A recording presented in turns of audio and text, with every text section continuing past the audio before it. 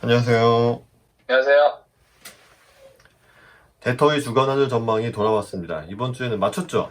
네, 예. 저희가 1110원 정도까지 오를 거라고 제시했는데 올라서 맞췄습니다. 네. 12월 21일부터 24일까지 달러원 저점은 1097.70, 고점은 1110.50, 목요일 크리스마스 이브의 종가는 1103.00. 그러니까 좀 올랐다가 살짝 반락하는 그런 장세를 보였습니다. 주 초에 달러원 환율이 올랐던 이유는 결국 이 코로나 변종에 대한 걱정 때문에 달러원이 상승을 했었고요. 영국에서 기존보다 전염력이 70% 높은 코로나 변종이 나왔다는 소식에 따라서 달러원이 올랐고, 또 연말 자금, 연말에 금융기관들이 달러 자금을 구하려는 수요도 계속 유입이 되면서 달러원 환율이 1110원 선까지 올랐었는데요. 그런데 24일에는 다시 1100원대 초반으로 반락을 했습니다. 그렇게 됐던 이유는 먼저 미국에서 결국 미국의 재정 부양책이 상원, 하원을 통과를 했습니다. 네, 이것이 호재로 받아들여졌고, 여기서 트럼프 대통령은 당장 서명을 하지 않고 가게에 지급하는 600달러의 현금이 부족하다, 2000달러를 내놔라, 이렇게 더 큰 부양책을 말하면서 부양책 법안에 서명을 하지 않았어요. 그랬더니 부양책을 더 달라는 거는 더 호재다 이러면서 달러 환율의 하락세가 유지가 됐었고요. 또 코로나 변종이 시장의 주요한 걱정거리였는데, 기존의 모더나나 화이자 백신이 이것도 막을 수 있을 거다. 그리고 한국 코스피는 거의 2% 가까이 올랐었는데, 그런 한국 주가 급등에 따라서 1100원대 초반에서 환율은 약간 반락한 채로 마감을 했습니다. 어떻게 보셨나요? 지난주 저희가 말씀드린 이제 예측 방향이랑 거의 흡사하게 흘러갔던 한 주 같고요. 이번 주는 영국의 그 변종 바이러스 확산에 따른 유럽의 락다운, 그리고 영국발 비행기를 많은 나라들이 입국 금지시키고 이러면서 전형적인 리스크오프 장세가 좀 펼쳐졌던 것 같아요. 달러가 좀 강세로 돌아서고, 금리가 좀 빠지고, 주식도, 주식은 좀 이렇게 오르긴 했지만, 중간에 한번 유럽 주식 같은 경우에는 3%대로 한번 맞습니다. 빠진 적도 있었고요. 네. 그러면서 부양책이 결국은 통과됐지만, 만족할 만한 규모냐, 이런 거에 대해서는 좀 얘기가 계속 나오는 것 같고, 부양책은 기존에 거의 된다라는 거를 거의 가격에 반영하고 있는 상태라서 오히려 차익 실현 욕구나 이제 이런 거를 좀 자극하는 재료로 사용됐던 것 같고, 일단은 꺾이지 않는 코로나 확산세가 이제 백신 나왔음에도 당분간은 지속될 거다라는 전망에 힘이 실리면서 좀 리스크오프 장세가 좀 연출이 됐고, 지난주에도 말씀드렸지만 연말 달러 수요가 이제 몰리는 점, 이런 것들이 좀 이어지면서 원달러 환율도 1100원을 넘어서 단기적으로 1100원대 이제 안착하는 모습을 보였던 한 주였습니다. 맞습니다. 네. 그리고 어제 오늘 사이에 저희가 주목했던 것들이 약간 해소가 됐는데, 첫 번째는 브렉시트. 결국은 EU와 영국이 브렉시트 협정에 합의를 했습니다. 올해 말까지였는데 일주일 정도 남기고 안 될 가능성도 있지 않을까 했는데 결국은 해내고 말았네요. 그리고 트럼프 대통령이 계속해서 선거에 불복하는 입장은 유지를 하고 있지만 사실상 끝났다고 봅니다. 이제 바이든 대통령 시대가 올 텐데, 그래서 이 트럼프가 이제 한두 달에 마지막 임기 동안 뭘 할지 저는 좀 그것도 지켜봤거든요. 중국에 대해서 더 큰 제재라든지 돌발적으로 시장 예상치 않았던 그런 걸 내놓지 않을까, 이런 우려를 했었는데 그런 거 안 하고 그냥 측근 다 사면해 버렸어요. 아마 트럼프가 마지막 행동, 마지막으로 하는 거는 어차피 자기 끝났는데 자기도 알겠죠. 그러니까 이제 측근 사면, 가족 사면, 이것으로 아마 대통령 임기를 마무리하는 것 같습니다. 자, 그러면 경제 기사 읽어드리겠습니다. 먼저 제가 이제 리멤버라는 명함 앱을 깔아서 쓰고 있는데, 여기에 매일매일 리멤버 나우라는 경제 기사를 좀 더 소화시켜서 압축적으로 알려주는 그런 포스팅인데, 저희가 지난번에 이 실러 교수, 로버트 실러 예일대 교수가 주가가 폭락할 수 있다라고 전망을 했던 그런 기사를 소개해드린 적이 있는데, 최근에 이분이 말을 바꿨다고 해서 먼저 읽어드리겠습니다. 이 Remember Now의 제목은 주식시장 거품은 없다는 근거가 뭘까고요. 저희가 거품 조심해야 된다고 말씀드렸지만 거품은 없다고 하는 주장이 여기 이 기사에 실린 거죠. 로버트 실러 예일대 교수의 최근 발언을 소개를 했습니다. 기존에는 1년치 이익의 15배, 그러니까 PER이 15 정도가 이제 기존 그 과거 평균이었는데 지금은 30이다. 그러니까 고평가고 버블이다. 이렇게 설명을 실러 교수가 해왔던 거죠. 그랬는데 이제 저금리, 이자율이 낮은 세상, 그러니까 이건 결국 코로나가 불러일으킨 변화인데 코로나 때문에 제로금리를 갖고 그렇다 보니까 시장 금리가 예를 들어 1%면 평균적으로 위험 프리미엄, 내가 시장의 안전자산에 투자하면 1%를 받는데 기존에는 위험자산에 투자를 한다면 최소한 4%를 더 줘야 된다. 이래서 예를 들어 국채 수익률이 5%면 주식은 거의 10% 가까이 갔어야 되는 거니까 주식이 10% 수익을 주려면 PER이 15다 이런 식으로 됐던 건데 지금은 시장금리가 1%라고 치면 주식에서 5%만 수익률이 나와도 사람들이 만족을 하니까 5%만 오를 것 같아도 주식에 투자를 할 것이고 그런 면에서 아직은 더 오를 그런 여지가 있다. 이런 설명입니다. 네, 그래서 만약에 주식이 5% 정도 수익을 준다라고 가정을 하면 이게 고평가된 거냐? 아니라는 거죠. 네.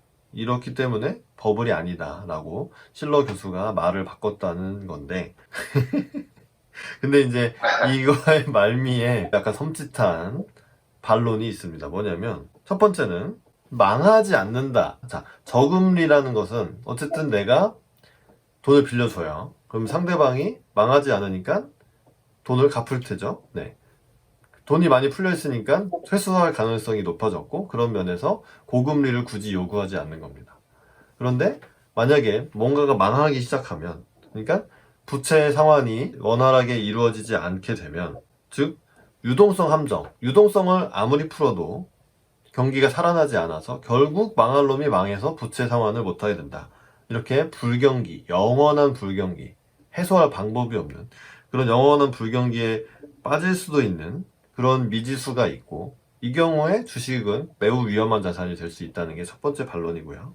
두 번째는 금리가 1%라서 5% 주식 수익률이 정당화된다고 했는데 아니 인플레이션이 온다며 그래서 미국 장기 금리가 2%까지 갈 수도 있다며 그러면은 지금의 주식 수익률이 5%밖에 더 오를 여지가 없다는 거는 고평가됐다는 얘기죠. 이렇게 볼 수도 있다. 그러니까 시장 금리가 튀어오를 가능성을 앞에 소개한 실러 교수의 이론에서는 배제하고 있다. 저는 오히려 뒷부분에 주목을 해서 봤는데 어떻게 보시나요? 예, 로버트 실러 교수는 이제 뭐 아시는 분 아시겠지만 노벨 경제학상을 수상한 교수님이고 굉장히 시장을 냉철하고 항상 약간은 거품에 대한 경계를 강조하신 분인데 네. 여기서 이제 간단하게 설명을 잘 해주고 있는데 결국은 주가라는 것은 배당 할인 모형이라 그래가지고 주식이 갖다 주는 미래 현금 현금 흐름. 흐름을 적절한 할인율로 땡겨가지고 계산을 해보면 현재 가치로 해보면 그게 지금 현재 주가다. 이걸 가지고 이제 시장에서 고평가됐다, 저평가됐다를 이제 판단을 할 수 있는 건데 그렇죠. 실러 교수의 얘기는 간단해요. 그러니까 그 할인율이라는 것 자체, 미래의 현금 흐름을 할인하는 그 할인율이 지금 워낙 저금리 시대에다가 안전자산인 국채 같은 것이 마이너스의 수익률을 주다 보니 주식에 대한 기대치가 워낙 낮아졌다. 그러므로 그 요구 수익률이 낮아졌다는 것은 그 할인율이 낮아졌기 때문에 마치 지금의 주가가 굉장히 비싸 보여도 똑같은 이익을 내는 기업인 경우에 옛날에 비해서 지금의 가격이 높은 게 당연하다. 할인율을 잠깐만 설명하고 넘어갑시다. 할인율이라는 개념이 생소하신 분도 있을 수 있기 때문에 말씀을 드리면 자, 10년 후에 100이라는 현금을 주는 자산이 있다고 칩시다. 100이라는 현금이 들어오는 거예요. 그러면 지금 이것의 현재 가치는 얼마냐고 했을 때 현재 가치로 가져오는 비율이 할인율입니다. 근데 만약에 10년에 할인율이 10%라서 100을 10년 후에 주는 자산은 지금 예를 들면 90이다. 이렇게 볼 수가 있고 그럼 이게 90에 거래되고 있으면 적정가에 거래가 되고 있는 거죠. 근데 만약에 할인율이 1%예요. 나중에 10년 후에 100이라는 현금을 주는 게 지금은 사실은 99여야 맞다. 이렇게 할인율이 낮아지면 90이 아니라 99가 현재 가치, 현재 가격 99가 정당화가 되는 겁니다. 심지어 할인율이 마이너스면은 10년 후에 100을 주는 이 자산은 지금 101, 102 이렇게 더 올라가도 된다는 거죠. 그렇기 때문에 지금 이 가터가 말하는 거는 상정되는 할인율이 낮아졌으니까 이 실러 교수는 주식 가격이 더 높아져도 정당화 될 수 있다고 설명을 한 거죠. 네, 맞습니다. 결국은 이 모든 자산의 현재 가치를 평가를 하는 거는 결국은 금리가 핵심이에요. 이게 어떤 금리로 할인을 할 것인가, 과연 적정한 할인율이 무엇인가. 그렇기 때문에 이자율이라는 게 굉장히 중요한 개념이고, 그래서 이제 실록에서도 그 이자율이란, 그 할인율이라는 개념을 무위험 이자율이 결국은 국채 수익률이니까 여기에 플러스 알파가 이제 주가 수익률인데, 국채 수익률 자체가 워낙 낮아졌으니까 플러스 알파가 과거랑 똑같이 붙여도 절대 금리, 절대 할인율 수준이 낮아져서 지금의 가격이 높아 보이는 거지, 거품은 아닐 수도 있다라고 얘기하지만, 아까 말씀하셨듯이 그 뒤에 두 가지의 어떤 리스크, 유동성은 아무리 풀어도 경제가 살아나지 않는 유동성 함정. 그러니까 유동성에 완전히 그냥 유동성 뽕을 너무 과하게 맞아서 이제 뽕을 아무리 주사해도 아무 느낌이 없는 거죠. 이렇게 되면은 결국은 주식의 미래 현금 흐름이라는 것 자체가 기업 이익에서 이제 근간이 되는 건데, 배당 가능 이익에서 근간이 되는 건데, 그 배당 가능 이익이라는 것 자체가 줄어드는 거예요. 기업 이익이 늘지 않아도 지금 엄청나게 큰 신용을 각 회사들에게 꽂아줬기 때문에 이자와 원금 상환까지 유예시켜주면서, 근데 이걸 결국 정상화시켜주면 거기에 따른 지금까지 내지 않았던 이자도 내야 되고, 그리고 이제 원금도 갚아야 되고, 그렇게 되면 배당 가능 이익이 줄어들면서 기업의 이익이 급감할 가능성이 있다. 거기에 동시에 경제가 정상화되면 아까 말씀드린 할인율, 그 할인율이라는 것 자체가 국채 수익률이 올라가면서 할인율도 올라가거든요. 그러면 이제 분자는 작아지고 분모는 커지게 되면서 주가가 급락하게 되는 이런 현상을 겪을 수 있다. 이런 게 이제 유동성 함정을 제가 이제 쉽게 좀 설명해드린 거고, 두 번째도 역시 마찬가지입니다. 어떤 예기치 못한 뭐 하이퍼 인플레가 오거나 뭐 지금의 이제 이 금리가 적당한 수준이 아니다라는 어떤 컨센이 형성이 되면 시장 금리가 이제 연준의 의도랑 다르게 오를 수가 있는데, 이런 경우에도 아까 마찬가지로 그 분모, 할인율이 올라가면서 지금의 주가가 정상화될 수 없는 그런 시나리오가 나올 수 있다는 거죠. 저는 이건 되게 좋은 기사이자 의견이라고 생각을 합니다. 네. 그래서 이제 시장이 울고 있다고, 징징거리고 있다고 말씀드려서, 예를 들면 인플레이션이 만약에 와요. 그러면은 장기 금리가 오르겠죠. 네. 왜냐하면 네. 고정 현금을 주는 채권은 인플레가 오르면은 돈값이 쓰레기가 되면서 채권 가격이 하락을 하게 되니까, 채권가 하락은 시장 금리 상승을 의미하는 거니까요. 그러니까 네. 그런 일을 방지해달라고 연준한테 YCC를 해달라고 우는 겁니다. 네. 만약에 어떤 상한을 정해놓고 이 시장 금리가 그 상한을 뚫고 올라갈 것 같으면은 시장이 막기 전에 연준이 막는다고 보장을 해줘라. 그러면은 주식이 빠질 일이. 달라. 왜냐면 주식이 주식은 빠질 더 일이 올라야 없죠. 되니까. 그렇죠. 나의 탐욕은 더 돼야 되니까. 그렇죠. 네. 근데 연준은 아니 주식 가진 너희를 위해 내가 그것까지 해줘야 되잖아요. 약간 이렇게 몇 달째 버티고 있는데, 결국 이거 하게 될지 안 하게 될지는 모르지만 어쨌든 시장의 이 탐욕러들은 좀 과한 측면이 있었던 것을 이걸로도 설명할 수가 있겠네요. 네. 다음 기사도 이제 비슷한 건데 연합 인포맥스 기사고요. 배수연 뉴욕 특파원인데 가끔 괜찮은 기사를 써요. 제목은 뉴욕은 지금 중앙은행이 조장한 시장 역기능과 민스크 모멘트. 코로나 시대에 비상한, 정상적이지 않은 그런 대책들의 중심에는 중앙은행들이 버티고 있습니다. 글로벌 중앙은행들이 제로금리 또는 마이너스 금리를 가고 또 자산 매입을 통해서 유동성을 공급하고 있죠. 이 덕분에 지금 세계 경제는 버티고 있는 거가 맞아요. 네. 그랬더니 이런 관대한 중앙은행 덕분에 모든 자산 가격이 치솟았습니다. 그런데 시장은 아직도 목마르다는 식으로 연준을 몰아세우고 있습니다. 그 YCC 안 할 거면 장기 채권을 사라. 예를 들어서 연준이 장기 미국 국채를 사놓으면 이거를 좀 판다는 거는 상당히 시장에 이상한 시그널을 줄 수 있는 문제가 될 수 있으니까, 돈을 주고 1년짜리 국채를 연준이 샀으면 돈이 1년 후에는 이 채권이 상환되면서 돈을 흡수하겠죠. 자연스럽게 이런 일이 벌어지는데, 시장은 연준한테 그러지 말고 10년짜리 국채를 사는 걸 보여주세요. 그러면은 유동성의 자동적인 흡수가 10년 후에 일어날 테니까 그거라도 좀 내놓으라고 징징대고 있는 거죠. 제롬 파월 연준 의장은 그렇게 할 수도 있다고 화답을 했고 그랬는데, 뒷부분에 보시면 하지만 글로벌 중앙은행들이 조장한 시장 역기능, 네, 이런 부작용을 얘기하는 거죠. 자산가격 버블 같은 이런 것 중에 가장 심각한 게 주식의 리스크 프리미엄 과소평가가 될 수도 있다. 금융 불안정성 가설을 주장한 미국 경제학자 하이먼 민스키의 시나리오처럼 민스키 모멘트가 촉발될 수 있을 정도다. 무슨 얘기냐면 민스키 모멘트는 과도한 부채로 인해서 경제 호황이 끝나고 채무자의 부채 상환 악화로 건전한 자산까지 팔기 시작하면서. 그러니까 망할 수가 없으니까 부채를 키워서 살려줬어요. 좀비 기업 한 개의 기업 말씀드린 거고, 그게 지방 정부나 중앙 정부나 뭐 가게 다 마찬가지로 누군가 부채가 커요. 그 상황이 왔죠. 그렇게 경기 호황이 유지가 되어 왔는데, 이제 부채를 못 갚게 되는 사람들이 나타나기 시작하면, 그러면은 내가 부채를 받아서 뭐 어떤 자산을 이렇게 공장을 사든 기계를 사든 뭐 부동산을 사든 주식을 사든 어쨌든 돈을 벌어 보려고 자산을 사서 부채와 자산이 이렇게 있는데, 이걸 못 갚기 시작하면 자산을 팔아야 되는 거죠. 돈 되는 걸 팔기 시작합니다. 근데 그렇게 되면 결국 자산 가치가 폭락을 하면서 금융위기가 올 수 있다는 것이 바로 민스키 모멘트의 뜻입니다. 그렇게 부채 상환 우려가 증가하면서 금융시장이 긴축으로 돌아서면 금리 급등과 대재앙으로 이어질 수 있다. 응석바지들은 작은 시련도 극복하기 힘들어한다. 네. 지금 당장 올 일은 아니지만 중앙은행이 기준금리를 올리지 않더라도 유동성을 옥죄는 신용만 해도 시장은 민감한 반응을 보이지 않을까? 과도한 주흥은 언제나 숙취를 남기기 마련이다. 자산 가격 상승 속도가 너무 가파르다. 무서울 정도다.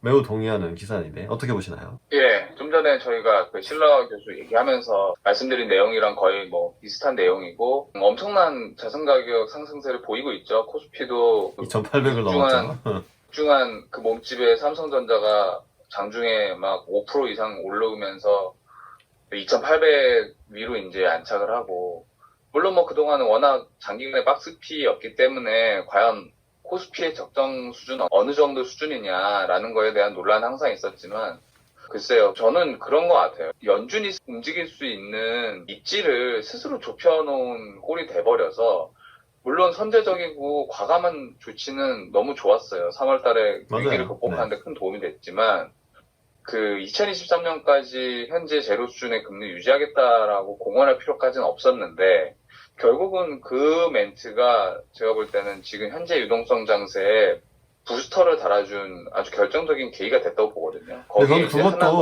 그것도 약간 오해가 있다고 보는 게, 그렇게 말하지 않았어요. 점도표를 내놨을 뿐이지. 점도표는 예상이거든요. 네. 현 상황이 유지가 된다면 그때까지 금리를 안 올리는 게 맞을 거다. 이런 그렇죠. 예상인데. 그 당시에 워낙 급했으니까. 그렇죠. 근데 상황은 바뀔 수가 있고, 예를 들어 백신이 바뀔 수도 있고, 경제 상황에 어떤 충격이 올 수도 있고. 맞아요. 말하지 않았어요. 점도표지. 네. 그런 식으로 시장의 어떤 그 뭐 커뮤니케이션 오류든지 어떤 이유든지, 그렇죠. 시장이 지맘대로 오해를 했지만, 네. 장기간 중앙은행은 금리를 올리지 않을 것이며, 또 하나 부스터를 달아준 게 8월 말에 발표한 AIT 네. 평균 물가 목표제라는 거를 도입하면서 물가가 장기간 평균 2%가 될 때까지 우리는 완화적인 조치를 할 거다라는 식의 해석을 또 내놨단 말이에요. 그러니까 맞죠. 네. 이런 거를 하지 않아도 될 말을 함으로써 어떤 거품을 스스로 키우고 있는, 그게 월가의 해석이든 전주들의 의도든 파월의 의도든 간에 굉장히 뭔가 나중에 거대한 되돌림이 올 수밖에 없는 상황으로 치닫고 있다고 생각을 하거든요. 그러니까 민스키 모멘텀이 오든 오지 않든 제 생각에는 그냥 필연적이라고 생각을 해요. 왜냐면 이 과도한 부채로 인한 경기 호황이 언젠가는 끝날 거란 말이에요. 이 부채가 결국은 문제가 되는 시기가 올 거고, 아까 말씀드렸듯이 부채가 문제가 되는 이유 중에 하나는 기업의 이익에 직접적인 영향을 미치고, 부채로 인해서 기업의 이익에 영향을 미치게 되면 기존의 부채를 갚지 않는 것만이 아니라 향후의 자금 조달 상황까지도, 그 미래 현금 흐름까지도 문제가 생기기 때문에 이런 것들이 이제 심리적으로 아주 큰 영향을 미쳐서 악순환이 다시 시작이 되는 거거든요. 그런 경우에는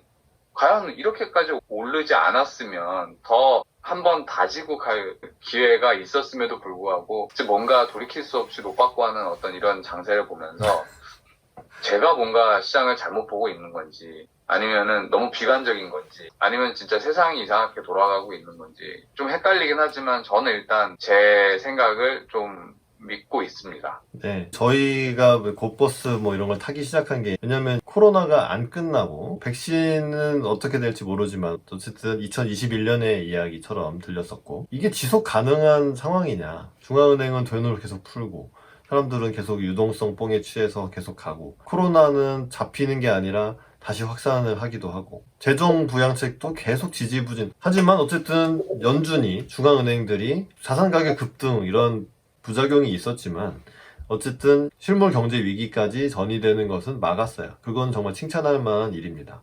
앞으로는 근데 이제 파티가 끝나고 유동성을 흡수하려는 낌새만 보여도 또 시장이 들어놓을 거다라는 거를 대비를 해야 될 시기가 점점 더 오는데 몇 달 안에 오지 않고 1, 2년 이후의 일이 될 수도 있어서 뭐 그 부분은 조심스럽긴 한데 어쨌든 지속 가능하지는 않다는 거죠. 그 옛날 테이퍼 텐트럼 버냉키 시절에 이것도 돌이켜 보면 약간 시장이 오버를 했다고 보는 게 왜냐면 테이퍼링을 한다는 거, 그러니까 채권 매입 규모를 줄인다는 거는 채권 매입 자체가 2009년 금융위기 이후에 부양책으로서 완화적인 금융 정책으로 썼던 건데 이제 경제가 정상화 됐으니까 이걸 줄인다? 어찌 보면 당연한 연준 입장에서는 당연한 선택인데 그걸 한다고 했더니 갑자기 막 낮아빠지고 막 주가 폭락하고 그랬던 일이 옛날에 벌어졌던 거 아닙니까? 뭐 같은 일이 재현될 수가 있고 그렇게 되면 첫 번째 지적할 점은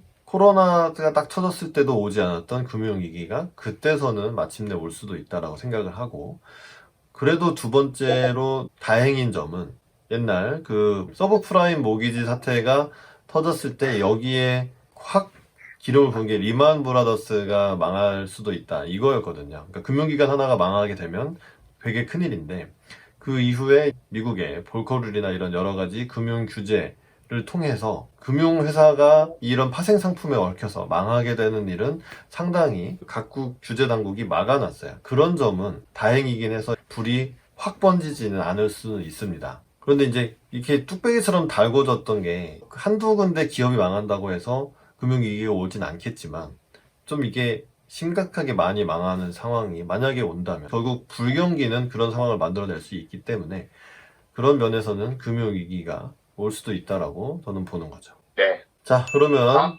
다음 주 하늘 전망. 전망. 네, 이제 2020년 마지막 주입니다. 어쨌든 브렉시트도 해결이 됐고 코로나 변종 문제도 일단은 크게 걱정하지 않는 그런 분위기죠.